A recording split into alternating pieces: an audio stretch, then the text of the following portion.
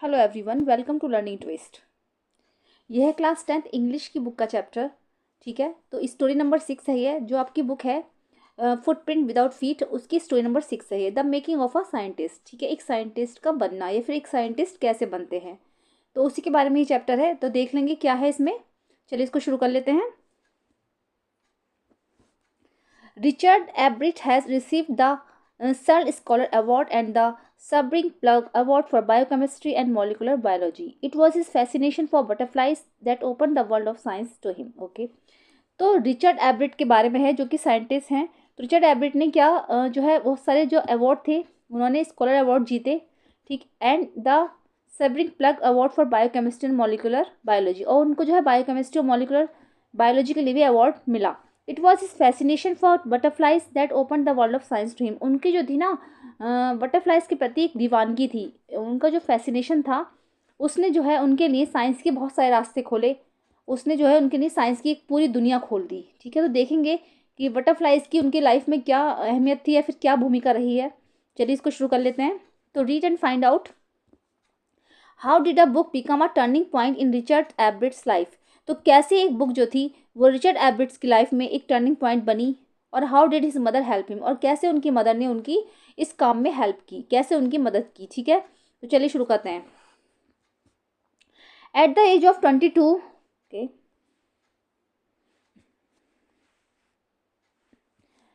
at the age of 22, a former Scout of the Year excited the scientific world with a new theory on how cells work. तो eight the age of 22 यानी कि 22 साल की अवस्था में ही उनको जो था एक स्काउट ऑफ द ईयर का अवार्ड मिला। ठीक है, जो कि साइंटिफिक वर्ल्ड में सबसे ज़्यादा एक्साइटेड माना जाता है, जिसने with a new theory on how cells, उसमें उन्होंने क्या करा था, एक तो वो स्काउट ऑफ द ईयर थे, स्काउटिंग वगैरह करते थे, तो स्काउट ऑफ द ईयर का लिए चुना गया था उनको, और वो with a new theory on how cells work, और उन्होंने क्या करा था कि एक जो है नई थ्योरी बनाई थी इस तरीके से कि सेल्स किस तरीके से वर्क करती हैं, किस तरीके से काम करती हैं। Richard H. Abbott and his college roommate explained the theory in an article in the Proceedings of the National Academy of Science.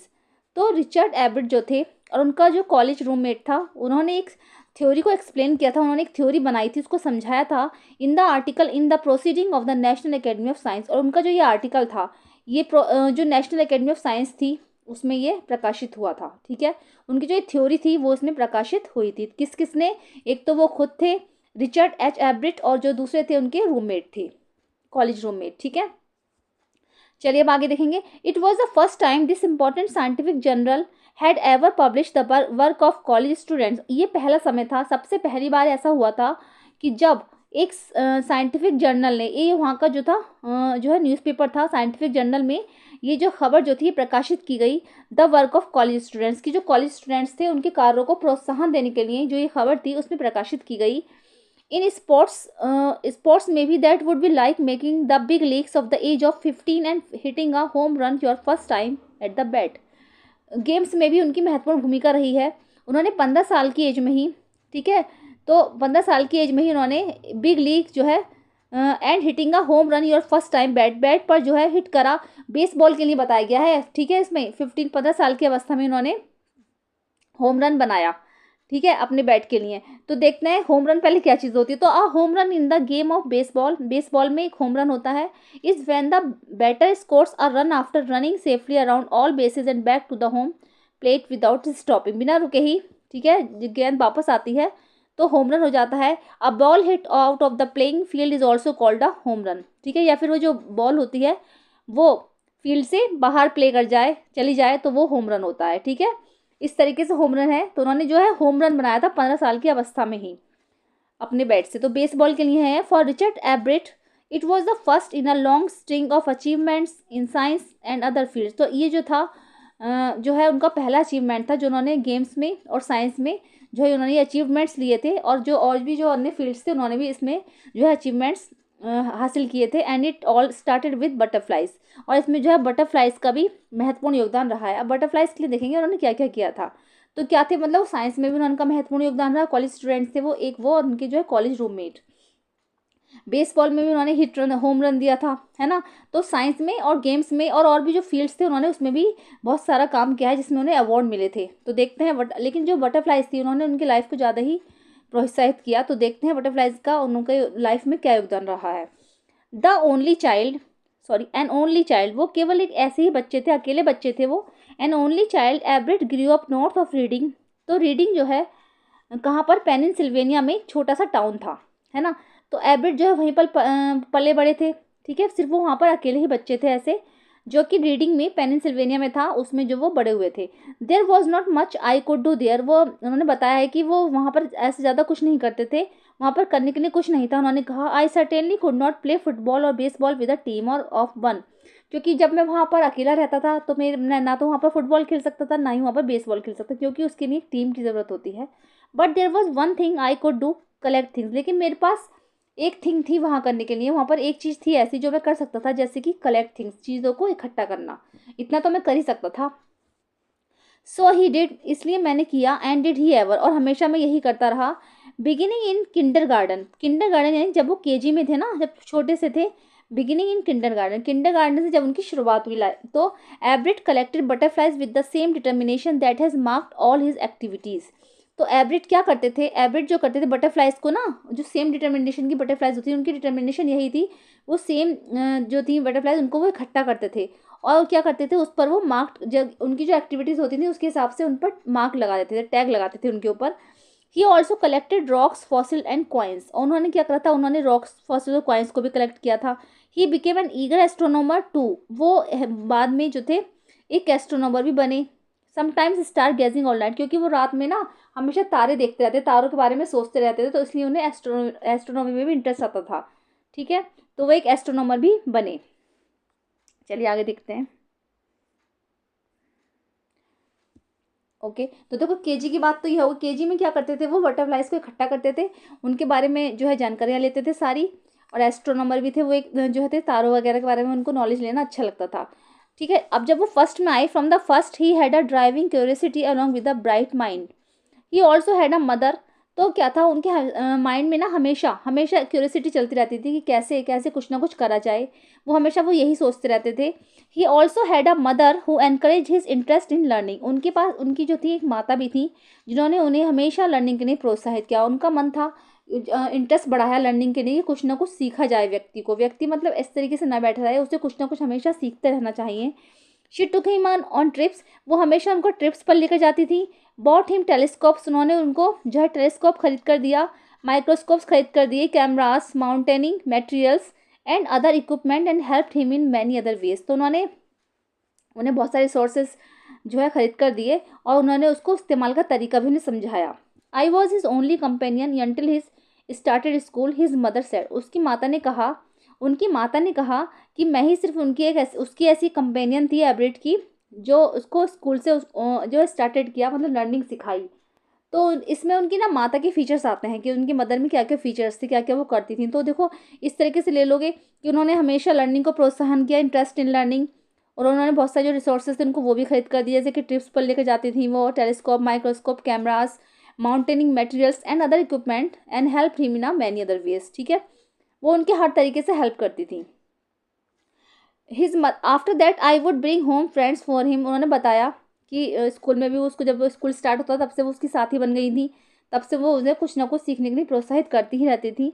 After that I would bring home friends for him, और उसके बाद भी वो क्या करती थी, जब school over हो जाता था तो I would bring home friends for him, तो उसके लिए घर से दोस्तों को लेकर आती थी, मैं दोस्तों को बुलाती थी या फिर दोस्तों के घर उसको भेजती थी। But at night we just did things together, लेकिन रात में हम लोग जो है जो चीज़ें थे वो खुद मिलकर करते थे, साथ साथ करते थे। Richie was my whole life after his father dead when Richie was in third grade. तो क्या था, रिची वो जो है रिचर्ड को, एवरेट रिचर्ड को रिची कहकर बुलाती थी। तो उन्होंने बताया कि Richie was my whole life, कि रिची ही मेरा पूरा संसार था, मेरी पूरी दुनिया था, क्योंकि उसके पिता की जो है ना, रिची के जो पिता थे उनकी डेथ हो चुकी थी जब रिची थर्ड ग्रेड में था। देखो केजी की बात हुई पहले, फर्स्ट ग्रेड में जो है उनकी मामा ने उनके लिए सामान उमान इकट्ठा करके दिए, सारे रिसोर्सेज इकट्ठा किए कि कुछ ना कुछ लर्निंग की जाए, कुछ ना कुछ सीखा जाए। और थर्ड ग्रेड में जो थे उनके पिता की मृत्यु हो गई। She and her son spend almost every evening at the dining room table. उन्होंने बताया कि वो और उनका बेटा है ना हर शाम डाइनिंग टेबल पर स्पेंड करते थे। If he did not have things to do I found work for him. अगर वो बताती थी कि अगर उसके पास कुछ करने के लिए नहीं होता था, if he did not have things to do, I found work for, तो मैं उसे कुछ ना कुछ काम देती थी, नॉट फिजिकल वर्क, जैसे कि ऐसा नहीं है कि बर्तन मांजवा लो भैया, खाना बनवा लो, तो ऐसा फिजिकल वर्क कुछ नहीं देती थी मैं उनको, बट लर्निंग थिंग्स, लेकिन लर्निंग थिंग्स मैं उसको देती थी, जैसे कुछ ना कुछ सीखा जाए। हिज मदर सेड, उसकी माता ने कहा, he liked it, he wanted to learn, उसको वो सब अच्छा लगता था और वो कुछ ना कुछ सीखना चाहता था। And learn he did, he earned up top grades in school, और उसने जो है चीज़ें सीखना शुरू किया, एब्रिट ने, रिचर्ड एब्रिट ने। He earned top grades in school, वो हमेशा स्कूल्स में टॉप ग्रेड्स लेकर आता था। On everyday things he was just like every other kids, his mother said, और वो डेली की जो दिनचर्या थी उसकी, वो हर बच्चे की तरह थी, जैसे नॉर्मल और बच्चों की होती है ना, बिल्कुल वैसे ही वो ज़िंदगी जीते थे। हिज मदर, उसकी माता ने कहा। But the time he was in the second grade, लेकिन जब सेकंड ग्रेड में था, वो बता रही है ना वो सारी बातें उसकी, तो लेकिन जब वो सेकंड ग्रेड में था, ठीक है, थर्ड ग्रेड में तो उसके पिता की मृत्यु हो गई थी, लेकिन जब वो सेकंड ग्रेड में था, Ebright had collected all 25 species of butterflies found around his hometown. तो एब्रिट को क्या था, बटरफ्लाइज को कलेक्ट करने का शौक था, तो उन्होंने कम से कम जो है 25 स्पेसीज जो होती, 25 स्पेसीज ऑफ बटरफ्लाइज, बटरफ्लाइज की 25 स्पेसीज जो थी, और आसपास के अपने होम टाउन से उन्होंने कलेक्ट करना शुरू किया उनको, ठीक है। तो सी फॉलोइंग बॉक्स, देखो इसमें ना ये सारी लिस्ट दे रखी है, तो जो स्पेसीज की लिस्ट है वो सारी इसमें दे रखी है कि उन्होंने कौन कौन सी कलेक्ट की। तो आपको इनको ना याद करने की कोई ज़रूरत नहीं है, क्योंकि हम लोग साइंस नहीं पढ़ रहे हैं, इंग्लिश पढ़ रहे हैं, तो इसमें आपको कोई ज़रूरत नहीं है, टाइम वेस्ट करने की ज़रूरत नहीं है। चलिए आगे लेसन को देखेंगे। तो that probably would have been the end of my butterfly collecting, he said, उन्होंने कहा कि मुझे लगता था शायद ये मेरा जो है बटरफ्लाई कलेक्ट करने का शायद एंड हो जाएगा, कि अब मुझे शायद इकट्ठी नहीं करनी पड़ेगी, यहीं पर मेरा जो है ये शौक जो है यहीं पर ख़त्म हो जाएगा।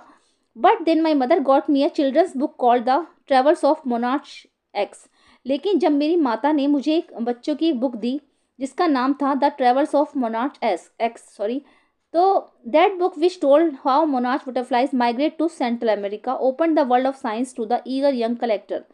तो उनका मतलब ये था कि उन्हें लगता था, जब वो सेकंड ग्रेड में थे तो उनको लगता था कि जो हमारी जो ये यात्रा है बटरफ्लाइज को कलेक्ट करने की, 25 स्पेसीज उन्होंने इकट्ठी की थी, तो उन्हें लगता था अब ये यात्रा जो है समाप्त हो गई है, या फिर जो ये मेरा शौक है अब ये यहाँ पर ख़त्म हो जाएगा। लेकिन नहीं, जब उनकी माता ने उनको एक बुक ला कर दी बच्चों की, वो जो बुक का नाम था, बुक का नाम आप याद करना, इसी बुक से आएगी, लेसन चलेगा, the travels of monarch x.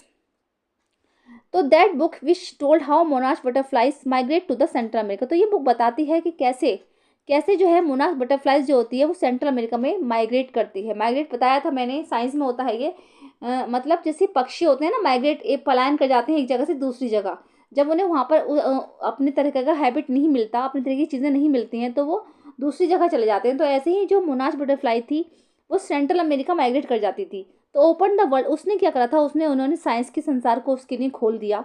To the eager young collector, जो वो यंग कलेक्टर थे ना, जो इकट्ठा करते थे बटरफ्लाइज को, तो उनके लिए उस बुक ने पूरी दुनिया खोल दी साइंस की, ठीक है। तो चलिए देखेंगे आगे।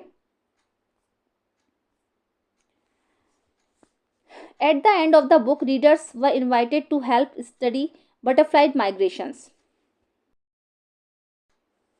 At the end of the book, जब बुक बिल्कुल समाप्त हो गई, एंड हो गया, तो readers were invited to help study butterfly migration, तो रीडर्स को वहाँ पर इन्वाइटेड किया गया जो कि बटरफ्लाई की जो माइग्रेशंस के बारे में रिसर्च कर रहे थे।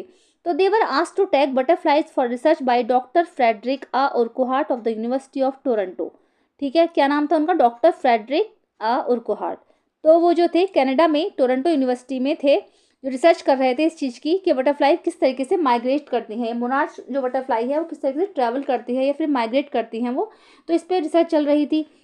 तो एबिट्स की जो मदर थी रॉट टू डॉक्टर उर्कुहार्ट, उन्होंने डॉक्टर उर्कुहार्ट को लिखा, and soon Ebright was attaching light adhesive tags to the wings of monarch, तो जल्दी ही एबिट जो थे बटरफ्लाइज की जो विंग्स होते हैं, मोनार्च बटरफ्लाइज के जो विंग्स थे उस पर जो है वो टैग लगाने लगे, है ना, उसके जैसे पकड़ के ना उस पर टैग लगाते थे, जिससे कि वो बटरफ्लाई अगर कहीं जाए, जब माइग्रेट करे, वो कहीं जाकर बैठे, तो वहाँ के जो लोग होते थे वो उस पर कुछ लिख कर कि भाई यहाँ पर आइए, इस जगह पर आकर वो बैठी, कहाँ पर ये पलायन कर रही है, कहाँ आ रही है, तो उस जगह का नाम लिखकर वो डॉक्टर उर्कुहार्ट को सेंड कर देते थे। तो ये लिख रहा है ना, anyone who found a tagged butterfly was asked to send the tag to doctor Urquhart, तो डॉक्टर उर्कुहार्ट को वो लोग सेंड कर देते थे। The butterfly collecting season around Reading last 6 weeks in the late summer, तो रीडिंग में क्या था, रीडिंग ये वही जगह है जहाँ पर जो मैंने बताया था कि छोटा सा टाउन था पेनिनसिल्वेनिया में, तो वहाँ पर जो बटरफ्लाई को कलेक्ट करने का सीजन था 6 वीक्स का होता था समर में। तो if you are going to chase from one by one you won't catch very many, अगर आप इस तरीके से एक एक करके पकड़ोगे, उनको कैच करोगे बटरफ्लाइज को, तो ज़्यादा नहीं कर पाते थे। So the next step for Ebright was to raise a flock of butterflies, तो उन्होंने क्या करा, जो अगला कदम उन्होंने उठाया एब्रिट ने, उनको ये लगा कि क्यों ना कि कुछ और किया जाए। तो ही उन्होंने सोचा कि एक फ्लॉक ऑफ बटरफ्लाइज इकट्ठी की जाए। He would catch a female monarch, उन्होंने सबसे पहले क्या करा, एक फीमेल मोनार्क को पकड़ा। टेक हर एग्स, उन्होंने उसके अंडे लिए, and raise them in his basement through their life cycle, और उन्होंने उसको अपने बेसमेंट में रखा थ्रू देयर लाइफ साइकिल, उनके लाइफ साइकिल के हिसाब से। जैसे कि फ्रॉम एग, एग लिया पहले उन्होंने, एग से कैटरपिलर बना, और कैटरपिलर से प्यूपा, प्यूपा से वो एडल्ट बटरफ्लाई बनी। ठीक है, ये पूरा लाइफ साइकिल है बटरफ्लाई का। साइकिल जैसे कि एग हुआ, एग से क्या बनेगा, पहले कैटरपिलर, कैटरपिलर से प्यूपा, और प्यूपा से बटरफ्लाई। तो उन्होंने लाइफ साइकिल के हिसाब से अपने बेसमेंट में इकट्ठा करना शुरू किए। Then he would tag the butterfly, उसके बाद उन्होंने बटरफ्लाइज पर टैग लगाने शुरू किए विंग्स पर, एंड लेट देम गो, फिर उनको जाने दिया। For several years his basement was home two thousand of monarchs in different stages of development. तो कुछ ही सालों में उनका जो बेसमेंट था वो जो है हज़ारों मोनार्क्स से भर गया, जो उनकी जो डेवलपमेंट के अलग अलग स्टेजेस होती हैं उसके हिसाब से भर गया। जैसे कि पहले कहीं पर वो एग नज़र आ रहे थे, कहीं पर कैटरपिलर नज़र आ रहे थे, कहीं पर प्यूपा नज़र आ रहे थे, किसी से वो बड़ी बड़ी बटरफ्लाई बन रही थी। तो उनका जो बेसमेंट था वो हज़ारों बटरफ्लाई से भर गया था बिल्कुल।